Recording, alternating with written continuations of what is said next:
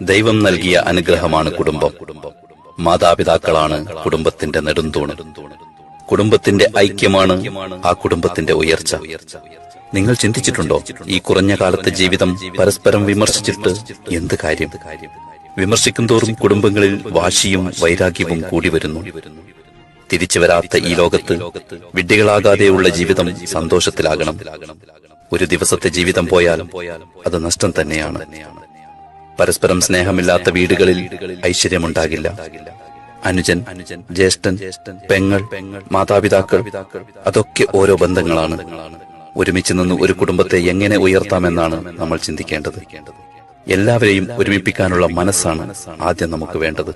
ഒരു വാക്ക് മതിയാകും ഒരു കുടുംബം ചിന്നിച്ചിതറാൻ. അയൽവാസികളുടെ ഇടയിൽ കോമാളി ജീവിതം നയിക്കാൻ, മറ്റുള്ളവരുടെ മുമ്പിൽ ചിരിപ്പിക്കാൻ അവസരം കൊടുക്കാതിരിക്കുക. ഒരു കുടുംബത്തെ ഉന്നതിയിലേക്ക് എത്തിക്കുന്നതും താഴ്ത്തുന്നതും ആ കുടുംബ വ്യക്തികളുടെ സ്വഭാവമനുസരിച്ചായിരിക്കും. നമ്മൾ കുടുംബത്തിലെ വ്യക്തികളെ കുറ്റപ്പെടുത്തുന്നതിന് പകരം സമാധാനിപ്പിക്കുക. അനുജന്റെ ഭാഗത്തു നിന്ന് ചിന്തിക്കുക, ജ്യേഷ്ഠന്റെ ഭാഗത്തു നിന്ന് ചിന്തിക്കുക. പെങ്ങൾ, മാതാപിതാക്കൾ, ഇവരെയൊക്കെ കുറ്റപ്പെടുത്തുന്നതിന് പകരം അവരുടെ ഭാഗത്തു നിന്ന് ഒന്ന് ചിന്തിക്കുക. കുടുംബത്തിലെ ഓരോ വ്യക്തികളെ കുറിച്ച് പഠിക്കുക, മനസ്സിലാക്കുക.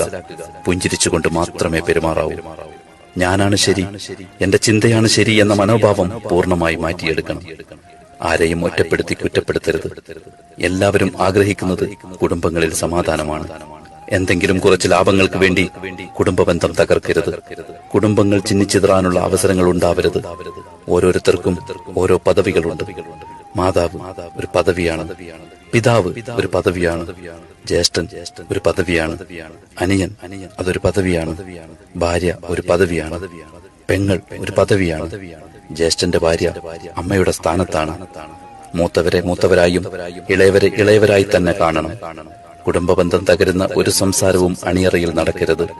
വീട്ടിലെ മരുമക്കളെ സ്വന്തം മക്കളായി ഭർത്താവിന്റെ മാതാപിതാക്കൾ കാണണം. കാരണം അവരുടെ പെൺമക്കളെയും മറ്റു വീടുകളിലേക്ക് കെട്ടിച്ചു വിട്ടിട്ടുണ്ടാകും.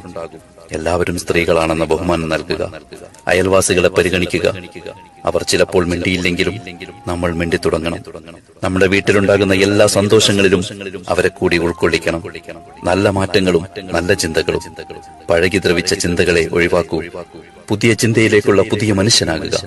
മാറ്റങ്ങൾ ചിന്തയിൽ നിന്നും കടന്നു വരട്ടെ.